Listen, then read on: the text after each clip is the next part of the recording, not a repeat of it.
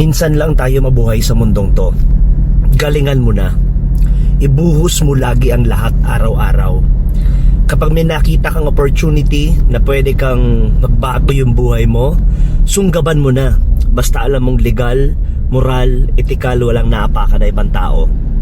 Kapag walang opportunity putangin ang available, edi mag-create ka ng opportunity.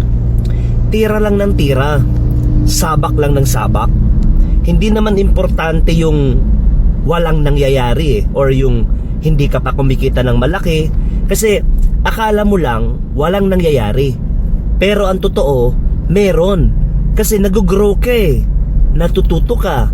Sa bawat bira mo, sa bawat tira mo, nag-i-improve ka. Parang pagpupush up lang yan. Kapag nag-exercise ka, sa unang buwan, 2 buwan, pag nag-gym ka, akala mo parang, putangina, parang wala naman na nangyayari. Pero kapag tinuloy-tuloy mo, 3 months, 6 months, 1 year, makita mo na yung difference doon sa kung saan nag-uumpisa ka pa lang.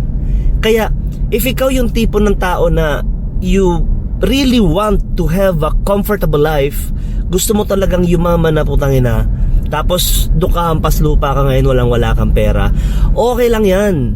Bira lang ng bira. Ang importante, habang bata ka, habang malakas ka, sumusubok ka, tumitira ka. Mahirap naman kasi yung yung you live a mediocre life, yung buhay na parang, ay, ayoko na kasing sumubok, okay na sa akin yung ganito. Tapos pag tanda mo, pag nagkaedad ka, tapos malapit ka ng kunin ni Lord, di ba? Biglang nasa isip mo, how I wish na marami kang regrets na nung bata-bata ka, na sana ginawa mo to, ginawa mo yan.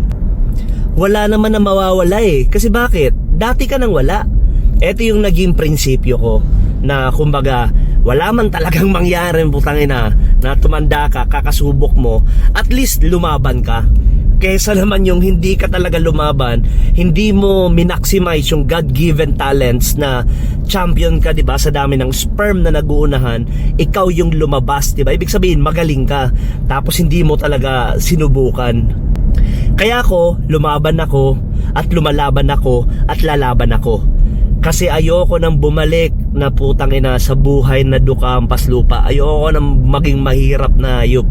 Gusto ko na yung buhay ko ngayon. Kaya lalaban ako, at ikaw kapatid, lumabang ka lagi. Huwag kang papayag na lilipas ka sa mundong to na walang magandang kwento na nangyari sa'yo.